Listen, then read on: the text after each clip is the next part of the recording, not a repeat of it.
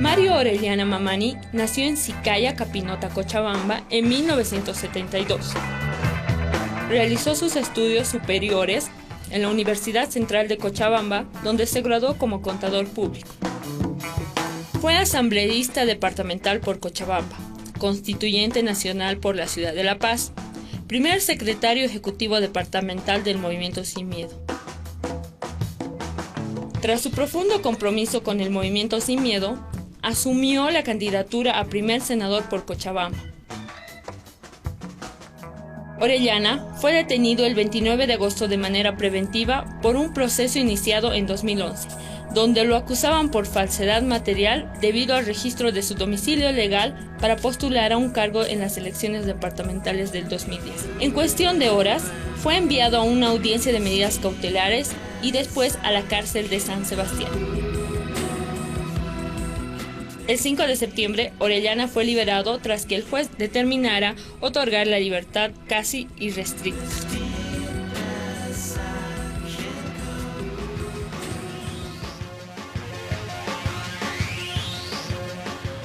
Continuamos con el corto verano. Hemos tenido la biografía, una pequeña reseña realmente. Las reseñas estas pueden decir muy poco de nuestro invitado de la noche. Mario Orellana, bienvenido al corto verano. Muy buenas noches, bienvenido a La Paz además, porque sé que ahora estás viviendo en Cochabamba. Susana, muy buenas noches, muchas gracias por la invitación. Saludar también a don Jorge, a la población boliviana que está viendo corto verano.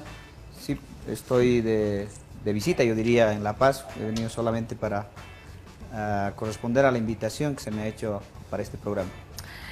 Mario, hemos escuchado las anteriores semanas un tema que creo que se ha vuelto un eje central dentro de las campañas, el tema de audios de ida, audios de vuelta, pero que fundamentalmente destacaban un tema que ahora mismo se ha destacado para ser uno de los temas de campaña, que es el tema de violencia contra la mujer.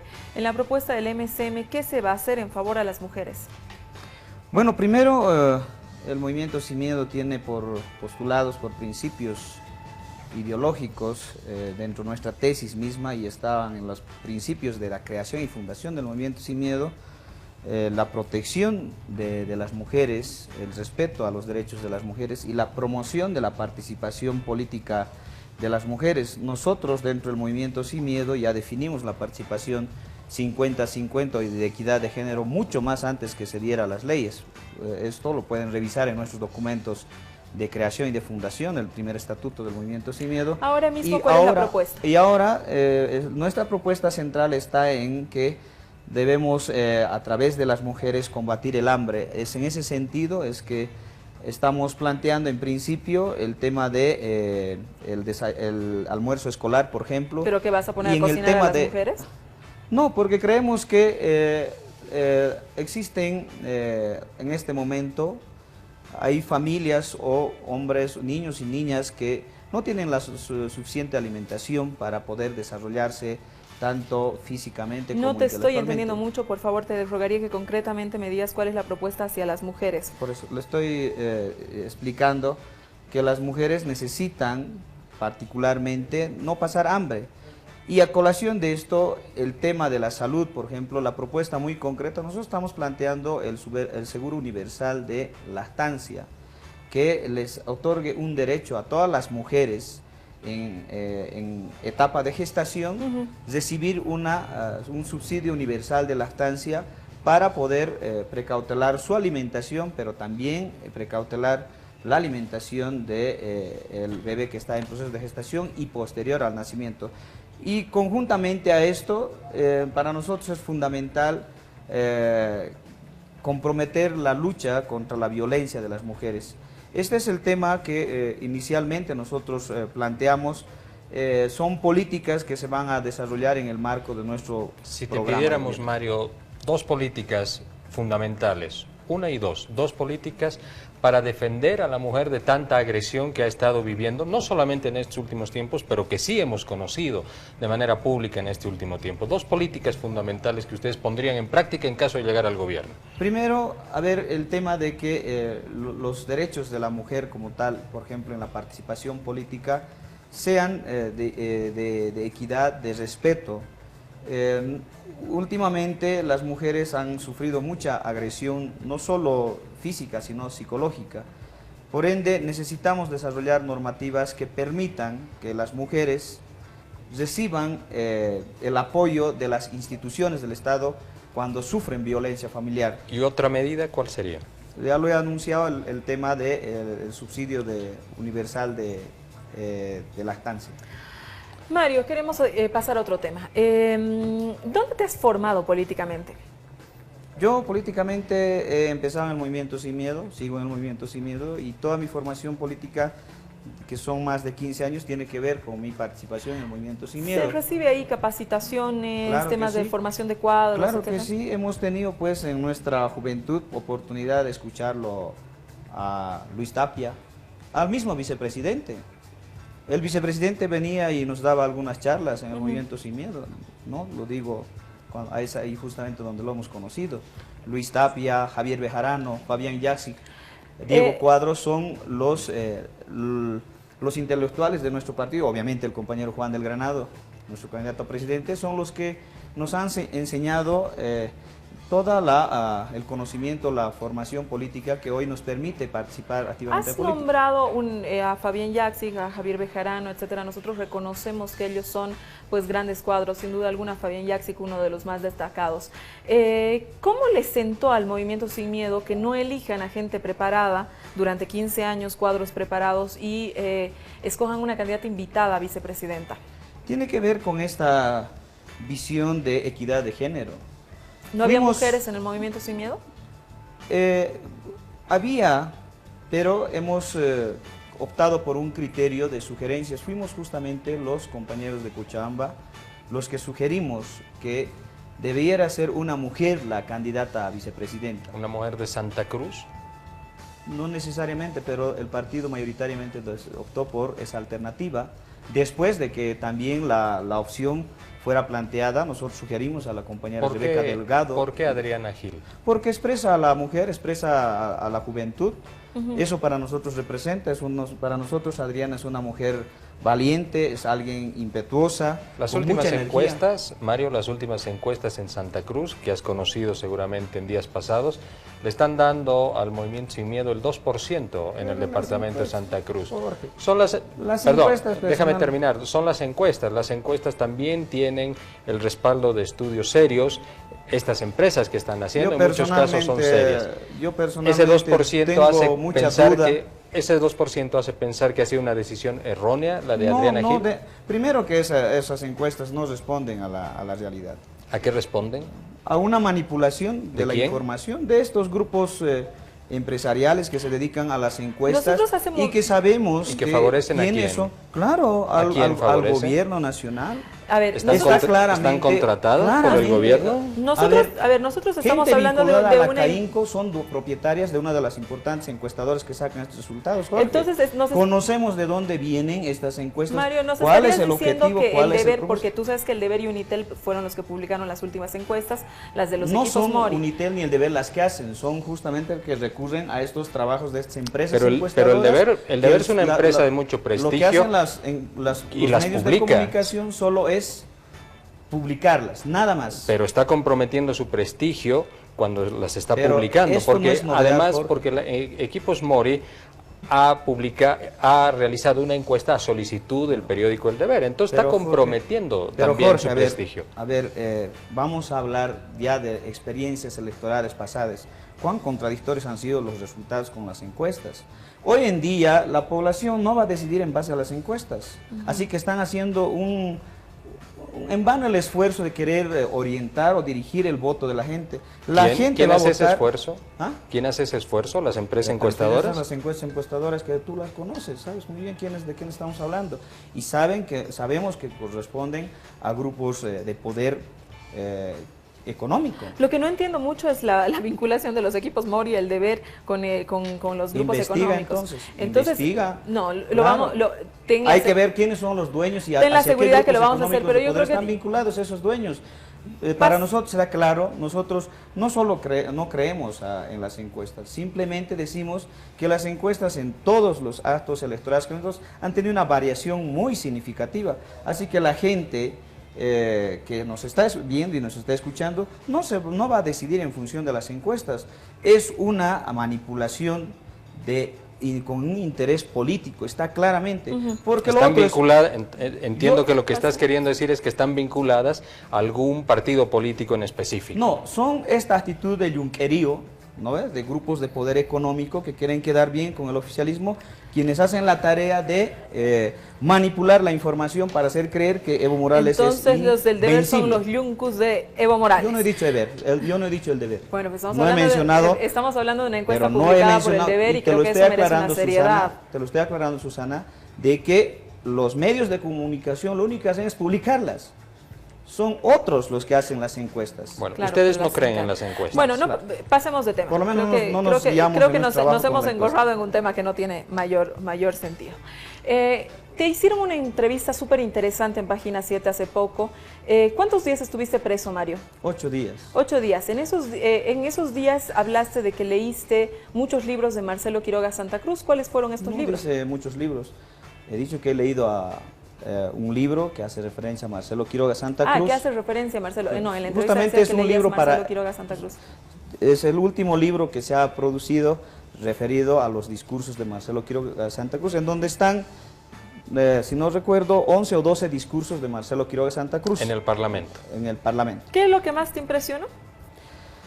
Yo creo que Marcelo, más allá de la claridad política que tenía, de análisis que ha tenido, en su expresión siempre ha habido una honestidad de decir las cosas como las sentía, como las veía él, y sin ningún temor, ¿no? A mí me ha servido mucho escucharlo o leerlo a Marcelo, todos esos discursos que él los ha expresado en esa época, y donde puede narrarse claramente el momento histórico en el que Marcelo ha sido un actor fundamental para la restitución de la democracia y para fundamentalmente precautelar las libertades, los derechos, pero fundamentalmente también para reclamar sobre el patrimonio nacional, sobre los recursos naturales.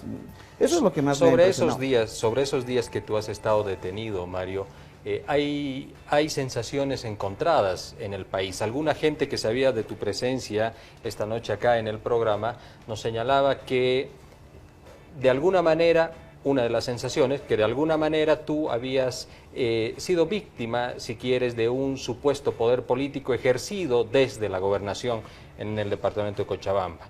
Pero también en el otro lado está la sensación de que habrías utilizado este hecho y este enfrentamiento con la gobernación de Cochabamba para tapar algunas culpas evidentes sobre las pruebas que habrías presentado cuando te acreditaste como asambleísta el año 2009.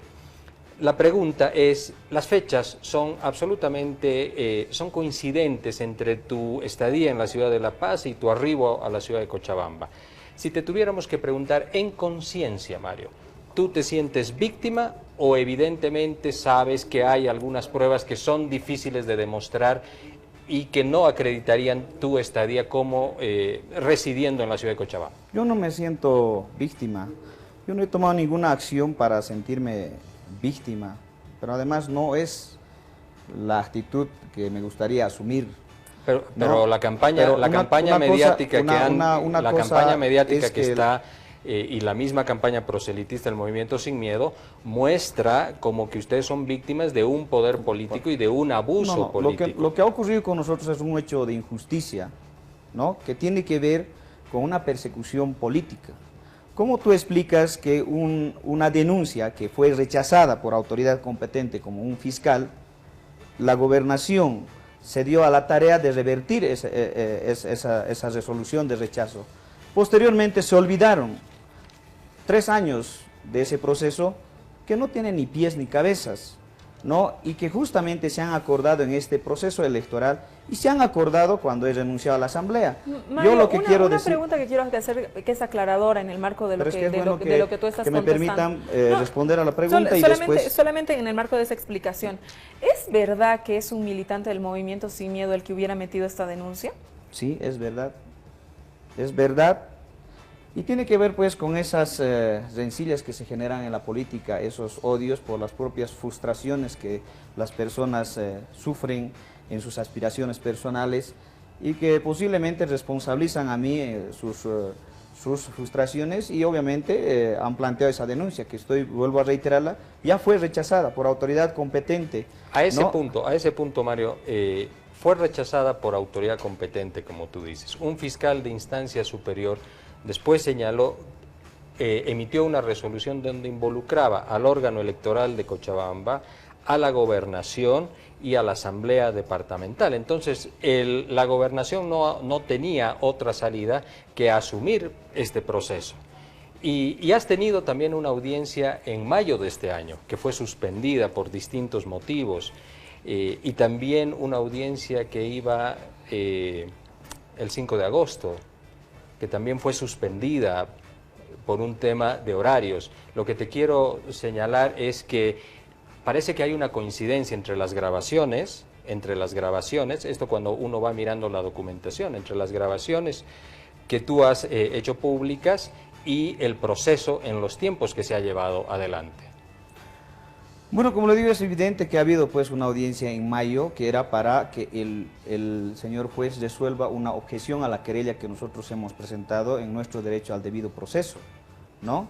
Esta objeción de la querella justamente la hemos objetado nosotros, o la hemos apelado mejor dicho, y tenía que resolverse y está pendiente de su resolución. Y esa objeción tiene que ver con que nosotros no reconocemos la participación de la gobernación en un supuesto proceso por un hecho de delito que yo habría cometido, porque la gobernación está ahí, yo voy a decir, de metiche, ¿no? Está ahí con un afán político, por un afán de perseguirme políticamente. Porque, ¿cómo tú te explicas, Jorge, que en un proceso de un ciudadano pongan 5 abogados apoderados? 5, ¿no? No bastaba uno, o sea, 5 abogados. Una preguntita, perdón, Susana, Jorge, no, un minutito. ¿con qué documento has salido Jorge, por libre? favor.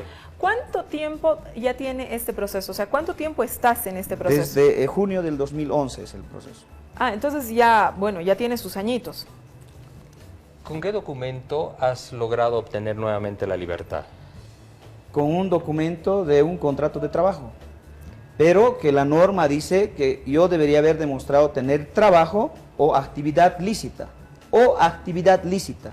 Yo cuando para fundamentar ese requisito, ¿no? He presentado una certificación de que soy candidato a senador del Movimiento Sin Miedo por Cochabamba, por Cochabamba, por el Movimiento Sin Miedo. Al juez no le ha interesado. ¿Acaso ser candidato no es una actividad lícita? ¿Es algo ilícito ser candidato? Si has presentado un documento de trabajo teniendo conocimiento que te requerían un documento de trabajo, ¿por qué no lo habías hecho con anterioridad a esa audiencia para no correr el peligro de quedar detenido? Jorge, estoy en campaña. Mi trabajo en este momento es enteramente política, es ser candidato. ¿Qué dice tu documento de trabajo? Yo soy jefe de campaña. ¿Qué dice tu documento de trabajo? Pero ahora recién, pues no veo, o sea, he hecho un contrato a futuro para dictar clase en un instituto en Cochabamba.